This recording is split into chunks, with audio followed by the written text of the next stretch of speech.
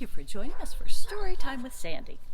Today we will start with Dakota Crumb, Tiny Treasure Hunter by Jamie Michalak and Kelly Murphy.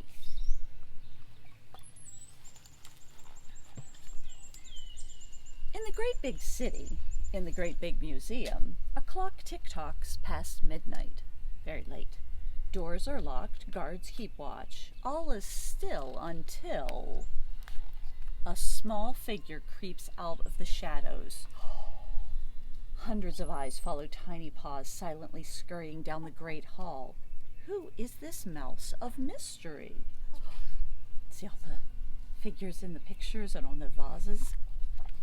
It's Dakota Crumb, Tiny Treasure Hunter, carrying a sack and a treasure map. For endless nights, Dakota has searched for a famous, priceless treasure.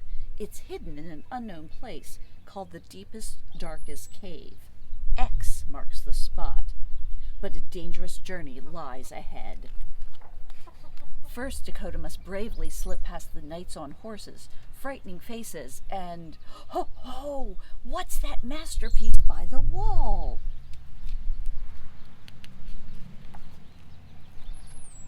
Swing, swoop, swipe, a beautiful painting. Into Dakota's sack it goes. But it's not the famous treasure. Dakota studies her map and searches on. It's like a stamp. To the moonlit room, Dakota shivers as frozen giants loom above, staring, glaring, and aha! A long-lost statue lurks nearby. Creep, crawl. Whoosh, whoo! Too slow. Dakota escapes by a whisper. Heave-ho, into Dakota's sack it goes. There's the janitor cleaning up. Tick-tock goes the clock, but where's the treasure? Dakota checks her map and travels on to the land of Egypt. Legend has it that an old pirate mouse hid the famous purple jewel of Egypt here in the deepest, darkest cave. Dakota spies mummies, an ancient temple, and a scary creature guarding it. A giant, evil-eyed, mouse-eating cat. Because cats were very revered in Egypt. Dakota freezes in fear. The cat is big and Dakota is small, but small can be brave. Scurry, hurry. Yes, there it is. X marks the spot. Has Dakota found the treasure at last? Up, up, up, pull, pry. Oh my! Dakota lands ears side up, clutching the purple jewel of Egypt. Oh, how it sparkles. Grape flavor, her favorite. Into Dakota's sack it goes. Silently scurrying back down the great hall, carrying a full sack, Dakota Crumb, Tiny Treasure Hunter, heads home. Just in time, too, because the sun is rising. In the great big city, under the great big museum, a line of visitors waits by a teeny tiny door. Inside they'll find it's Dakota's museum. It looks like the snack bar, because there's a donut and an apple. A welcome sign, opening today. A familiar-looking mouse, twinkly-eyed from Midnight Adventures. Welcome to my Mouse Hall Museum, Ms. Crumb says with a wink. You see the different things she found? What treasures will you find? Welcome to the Mouse Hall Museum. Here's the Hall of Statues. See the snow globe? Cafe, where you can order here. Itty-bitty gallery. There's the stamp. Vault of shiny things. The purple. And the gift shop. Just like a people museum. Do you want to go on another treasure hunt? Explore the inside and outside of the great big museum, again using Dakota Crumb's list.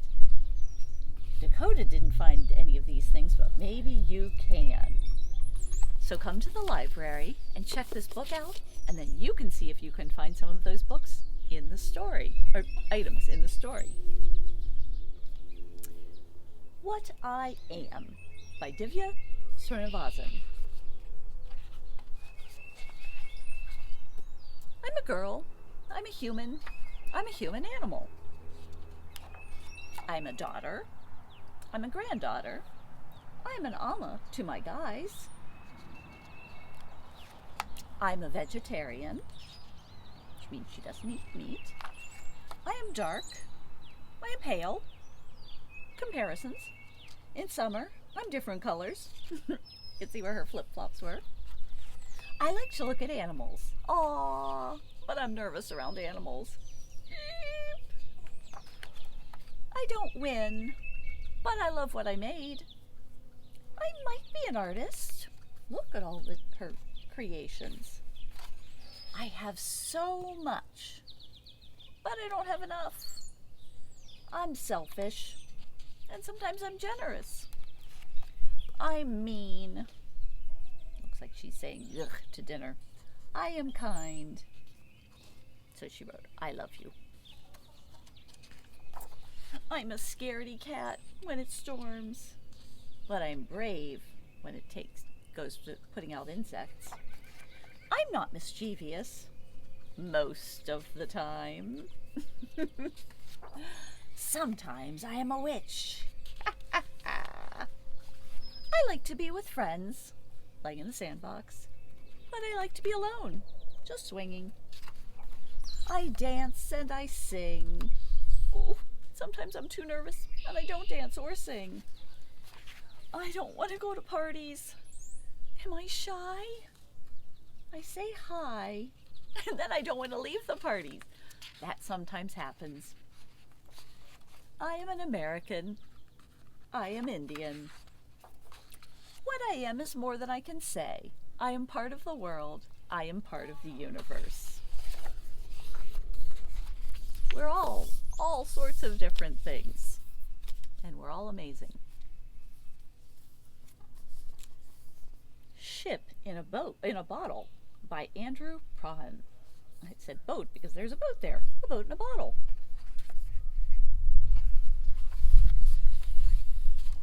Mouse and cat lived together, but there were problems. Mouse wanted to eat ginger snaps. Cat wanted to eat mouse.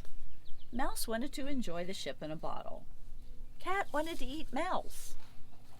Mouse wanted to lie in the sun. Cat wanted to lie in the sun and eat mouse. Mouse dreamed of a better life. So Mouse filled the bottle with ginger snaps, said her goodbyes, and pushed off. Right into the water. Cat does not look happy. Cats don't usually like water. Mouse sailed peacefully down the quiet river. Her new life was off to an exceptionally pleasant start. She's eating ginger snaps in her bottle and her ship. But then there were seagulls, rude, grabby seagulls.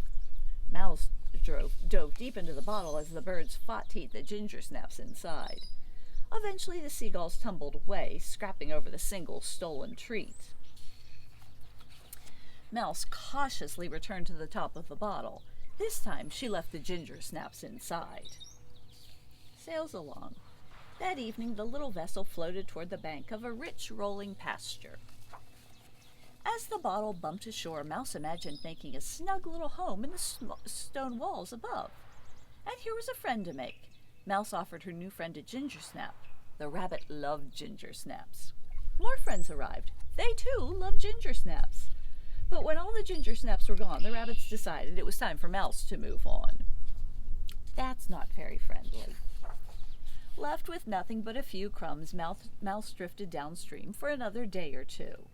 Eventually, even the crumbs ran out. Mouse's stomach rumbled and the sky rumbled back. Rumble, rumble, rumble, rumble. Then, with a shock of lightning, a terrible storm arrived. The ship in a bottle was tossed roughly between the waves. Mouse frantically tore the sails from the ship and stuffed them into the bottle's opening. Then she hung on with all of her might. When the storm finally grumbled away, Mouse found herself in an enormous city. Near dawn, Mouse looked out upon an expanse of quiet trees and grass nestled among the towering buildings. She removed the rudder from the back of the ship and she paddled. Mouse was awfully tired when she reached the shore. As she climbed down from the bottle, a chipmunk appeared. Mouse drew herself up nice and tall. "I don't have any ginger snaps," she said. Her stomach rumbled. The rain returned and the chipmunk left. But the chipmunk came back, and he brought a gift. Looks like a berry. Oh, and they can share the berry in the boat, in the bottle. In the days that followed, Mouse met all sorts of new friends. She helped them, and they helped her. There were no ginger snaps in her new home, but Mouse discovered French fries, and when some very nice seagulls invited her to dinner, she continued to enjoy the ship in a bottle, usually with a few neighbors. And whenever the sun's rays warmed the ground, Mouse would find a tiny little spot of her own and stretch out without a care in the world. Oh, look who's lonely. The cat. That's why it pays to be a good friend. Thank you for joining us for Storytime with Sandy.